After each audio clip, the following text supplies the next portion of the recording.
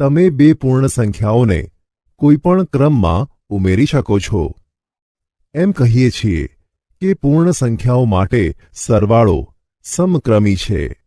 આને સરવાળાના ક્રમનો ગુણધર્મ કહેવાય છે. તમારા મિત્ર સાથે ચર્ચા કરો. વિદ્યાર્થી મિત્રો, તમારા ઘરે એક નાનો ઉત્સવ છે. તમે મહેમાનો માટે ખુરશીઓની 6 હરોળ બનાવો છો, જેમાંથી દરેક હરોળમાં 8 ખુરશી છે. જગ્યા એટલી પહોળી નથી કે તેમાં 8 ખુરશી એક હરોળમાં સમાઈ શકે. તમે એવું નક્કી કરો છો કે ખુરશીઓની 8 હરોળો બનાવીએ, જેમાંથી દરેક હરોળમાં 6 ખુરશી હોય. શું તમને વધારે સંખ્યામાં ખુરશીની જરૂર પડશે? અહીં ગુણાકારનો ક્રમનો ગુણધર્મ દેખાય છે. 4 અને 5ને અલગ અલગ ક્રમમાં ગુણાકાર કરો. તમે જોશો કે 4 ગુણ્યા 5 બરાબર 5 ગુણ્યા 4 છે. તમે બે પૂર્ણ સંખ્યાઓનો કોઈપણ ક્રમમાં ગુણાકાર કરી શકો છો.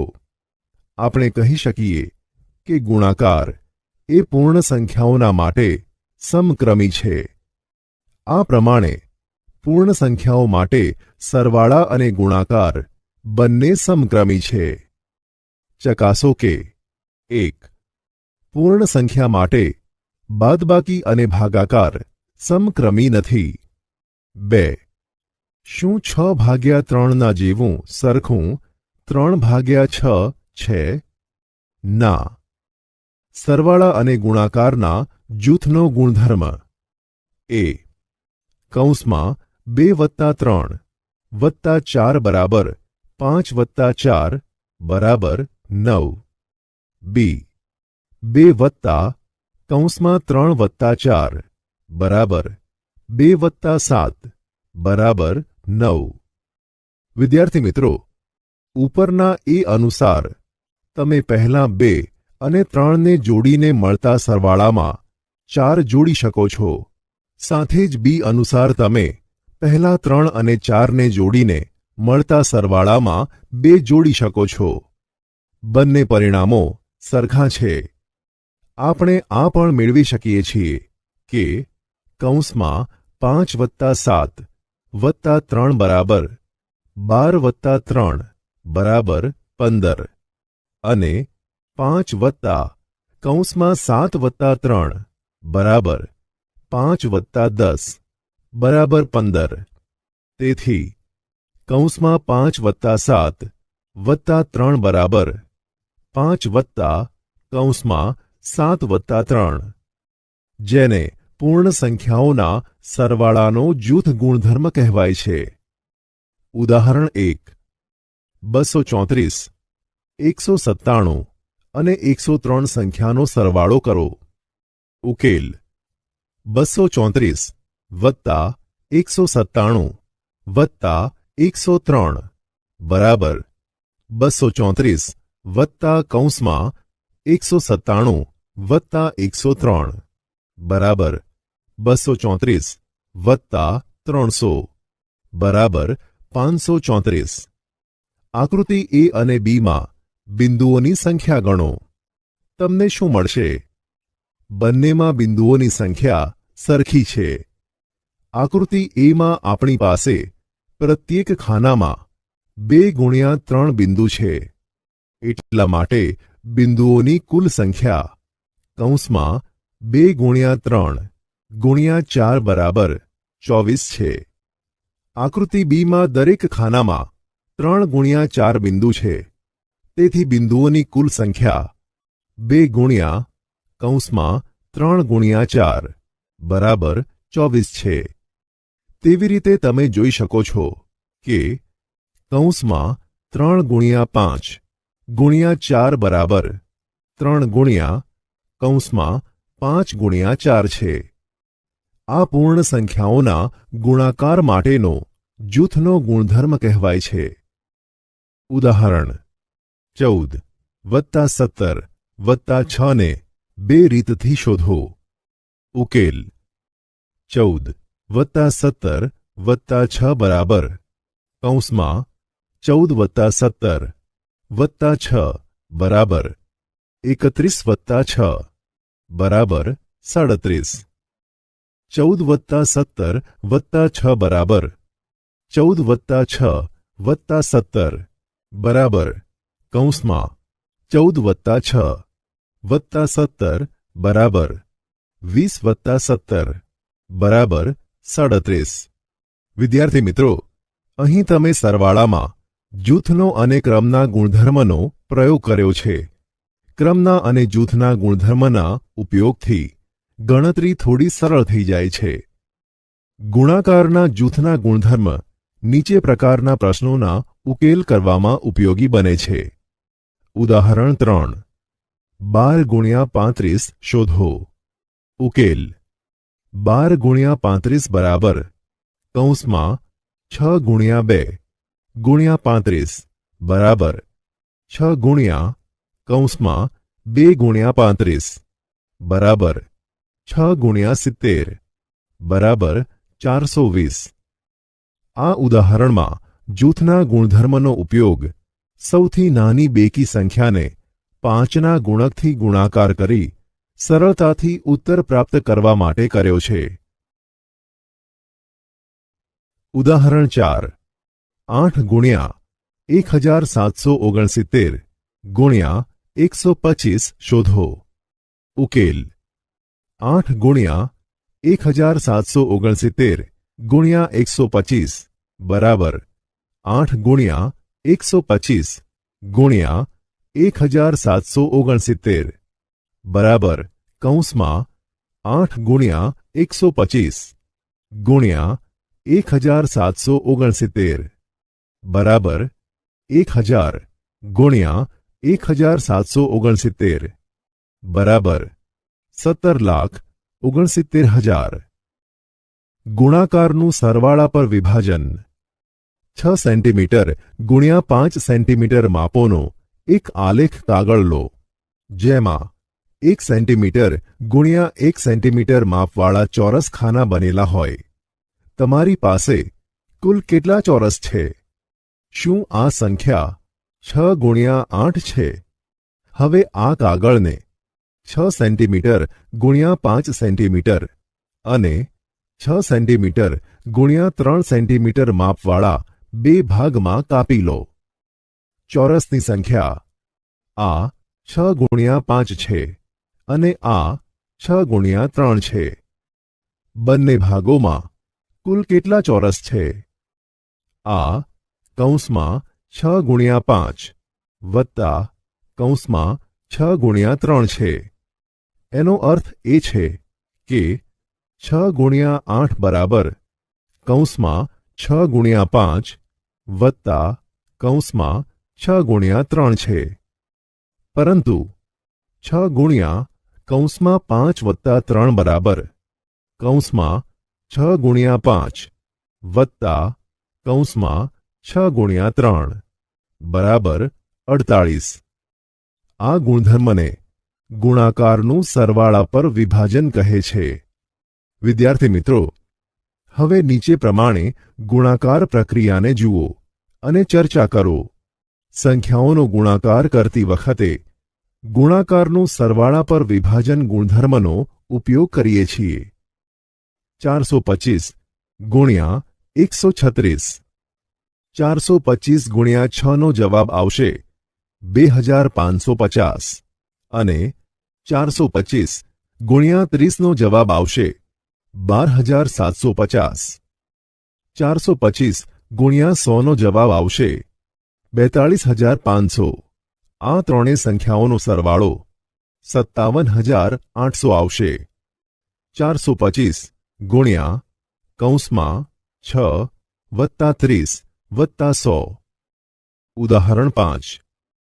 એક સ્કૂલની કેન્ટીન દરરોજ ભોજન માટે ₹20 અને દૂધ માટે ₹4 લે છે. આ બાબતોમાં તમે 5 દિવસમાં કેટલા નાણાં ખર્ચો છો? ઉકેલ આ બે પદ્ધતિ દ્વારા શોધી શકાય છે. રીત 1. ભોજન માટે 5 દિવસની રકમ શોધો. દૂધ માટે 5 દિવસની રકમ શોધો. પછી એને જોડો. ભોજનની કિંમત બરાબર 5 ગુણ્યા 20 બરાબર ₹100। દૂધની કિંમત બરાબર 5 ગુણ્યા 4 બરાબર ₹20। કુલ કિંમત બરાબર ₹100 વત્તા 20 બરાબર ₹120। રીત 2 5 દિવસ માટે કુલ રકમ શોધો। એક દિવસની ભોજન વત્તા દૂધની કિંમત બરાબર 20 વત્તા 4 રૂપિયા, પછી તેને 5 વડે ગુણાકાર કરો। દિવસની કુલ કિંમત બરાબર 5 ગુણ્યા 20 વત્તા 4 બરાબર 5 ગુણ્યા 24 રૂપિયા બરાબર 120 રૂપિયા। આ ઉદાહરણ દર્શાવે છે કે 5 ગુણ્યા 20 વત્તા 4 બરાબર 5 ગુણ્યા 20 વત્તા 5 વત્તા 4 છે। આ સરવાળા પર ગુણાકારનો વિભાજનનો ગુણધર્મ છે। ઉદાહરણ 6 વિભાજનના ગુણધર્મનો ઉપયોગ કરીને 12 ગુણ્યા 35 શોધો। ઉકેલ 12 ગુણ્યા 35 બરાબર 12 ગુણ્યા 30 વત્તા 5 બરાબર 12 ગુણ્યા 30 વત્તા 12 ગુણ્યા 5 બરાબર 360 વત્તા 60 બરાબર 420। ઉદાહરણ 7 સરળ બનાવો। 126 ગુણ્યા 55 વત્તા 126 ગુણ્યા 45 બરાબર 126 ગુણ્યા 55 વત્તા 45 બરાબર 126 ગુણ્યા 100 બરાબર 12600। સરવાળા અને ગુણાકાર માટે એકમ ઘટક તટસ્થ ઘટક। વિદ્યાર્થી મિત્રો, પૂર્ણ સંખ્યાઓનો સમૂહ પ્રાકૃતિક સંખ્યાઓના સમૂહથી કઈ રીતે જુદો પડે છે? તે પૂર્ણ સંખ્યાના સમૂહમાં માત્ર શૂન્યની હાજરી છે। શૂન્યની સરવાળામાં વિશેષ ભૂમિકા છે। આ કોષ્ટક તમને શૂન્યની ભૂમિકાને સમજવામાં મદદ કરશે। 7 વત્તા 0 બરાબર 7, 5 વત્તા 0 બરાબર 5, 0 વત્તા 15 બરાબર 15, 0 વત્તા 26 બરાબર 26, 0 વત્તા 0 બરાબર 0। વિદ્યાર્થી મિત્રો, જ્યારે તમે શૂન્યને કોઈપણ પૂર્ણ સંખ્યામાં ઉમેરો તો તે પરિણામ શું છે? પરિણામ ફરી તે જ પૂર્ણ સંખ્યા મળે છે। આ જ કારણથી શૂન્યને પૂર્ણ સંખ્યાઓના સરવાળા માટે તટસ્થ સંખ્યા કહે છે। શૂન્યને પૂર્ણ સંખ્યાઓના માટે સરવાળાનો તટસ્થ ઘટક પણ કહે છે। ગુણાકારની પ્રક્રિયામાં શૂન્યની એક વિશેષ ભૂમિકા છે। કોઈપણ પૂર્ણ સંખ્યાનો શૂન્ય સાથે ગુણાકાર કરતાં શૂન્ય જ મળે છે। 5 ગુણ્યા 6 બરાબર 30, 5 ગુણ્યા 5 બરાબર 25, 5 ગુણ્યા 4 બરાબર 20, 5 ગુણ્યા 3 બરાબર 15, 5 ગુણ્યા 2 બરાબર 10, 5 ગુણ્યા 1 બરાબર 5, 5 ગુણ્યા 0 બરાબર 0। જુઓ કે કેવી રીતે ગુણાકારની સંખ્યામાં ઘટાડો થાય છે। શું તમને કોઈ સરખી સંખ્યા દેખાય છે? શું તમે અંતિમ પગથિયાનું અનુમાન લગાવી શકો છો? તમને પૂર્ણ સંખ્યાઓ માટે સરવાળા માટે તટસ્થ સંખ્યા મળે છે। કોઈ પૂર્ણ સંખ્યા સાથે શૂન્ય જોડતાં તે જ પૂર્ણ સંખ્યા મળે છે। આવી જ સ્થિતિ પૂર્ણ સંખ્યાઓના માટે ગુણાકારની છે। 7 ગુણ્યા 1 બરાબર 7, 5 ગુણ્યા 1 બરાબર 5, 1 ગુણ્યા 15 બરાબર 15, 1 ગુણ્યા 26 બરાબર 26, 1 ગુણ્યા 1 બરાબર 1। વિદ્યાર્થી મિત્રો, પૂર્ણ સંખ્યાઓના ગુણાકાર માટે એક તટસ્થ સંખ્યા કે ગુણાકારનો તટસ્થ ઘટક છે પૂર્ણ સંખ્યાઓનું સ્વરૂપ. વિદ્યાર્થી મિત્રો, આપણે સંખ્યાઓને બિંદુઓ દ્વારા પ્રારંભિક આકારના રૂપમાં વ્યવસ્થિત કરીશું. જે આકાર આપણે લઈએ છીએ તે છે 1 એક રેખા, 2 એક લંબચોરસ, 3 એક ચોરસ અને 4 એક ત્રિકોણ. પ્રત્યેક સંખ્યાને આ આકારોમાંથી ગોઠવી શકાય. બીજો કોઈ આકાર ન હોવો જોઈએ. પ્રત્યેક સંખ્યાને એક રેખાના રૂપમાં ગોઠવી શકાય. સંખ્યા 2ને આ પ્રમાણે વર્ણવી શકાય. સંખ્યા 3ને આ પ્રમાણે વર્ણવી શકાય. અને કેટલીક સંખ્યાઓને લંબચોરસના રૂપમાં દર્શાવી શકાય. ઉદાહરણ તરીકે 6ને લંબચોરસના રૂપમાં દર્શાવી શકાય. જુઓ, અહીં 2 હાર અને 3 સ્તંભ છે. કેટલીક સંખ્યાઓ જેમ કે 4 અને 9ને પણ ચોરસના રૂપમાં ગોઠવી શકાય છે. કેટલીક સંખ્યાઓ ત્રિકોણના રૂપમાં ગોઠવી શકાય છે. ઉદાહરણ તરીકે 3, 6.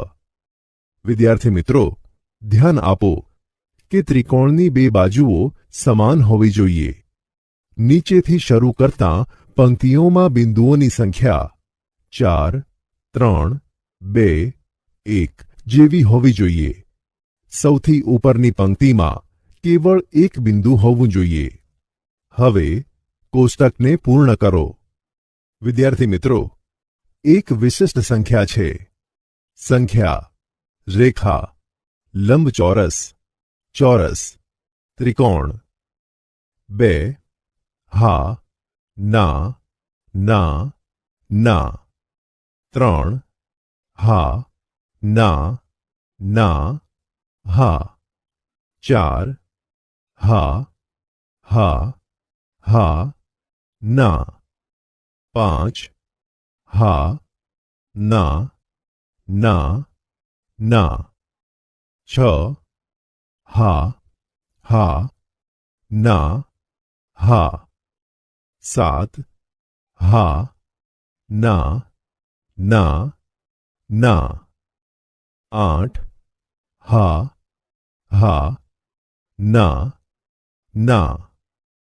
9 હા, ના, હા, ના. 10 હા, હા, ના, હા. 11 હા, ના, ના, ના. 12 હા, હા, ના, ના. 13 હા, ના, ના, ના. સ્વરૂપો જુઓ. સ્વરૂપને જોવાથી તમને પ્રક્રિયાઓની સરળતા માટે માર્ગદર્શન મળી રહે છે. નિમ્નલિખિત સંખ્યાઓનું અધ્યયન કરો. 117 વત્તા 9 બરાબર 117 વત્તા 10 ઓછા 1 બરાબર 127 ઓછા 1 બરાબર 126. બી 117 ઓછા 9 બરાબર 117 ઓછા 10 વત્તા 1 બરાબર 107 વત્તા 1 બરાબર 108.